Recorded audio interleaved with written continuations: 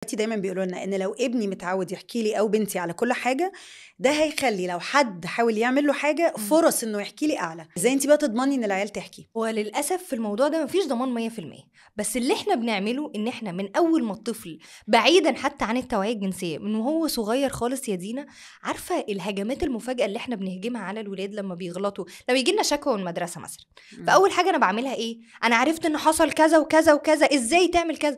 الرد الفعل ده هو اللي بيخلي الطفل دايما محطوط في خانة الدفاع عن النفس. فلازم تبقى بدايتي دايما في مشاكل الولاد ان انا اسأله ايه اللي حصل، انا حابه اسمع منك، قولي وانا هصدقك. ادي دايما الطفل المساحه ان هو انت المسؤول وانا في ظهرك. هيقع وقعه جامده بقى يبقى عارف ان انا حتى لو الطفل غلطان، حتى لو على فكره هي البنت مثلا او الولد شركة في الموضوع ده، انا غلطان بس بابا وماما هيقفوا في ظهره، هيساعدوني احل الموضوع، مش مجرد هيحطوا عليا ويعاقبوني ونقف عند اللقطه دي.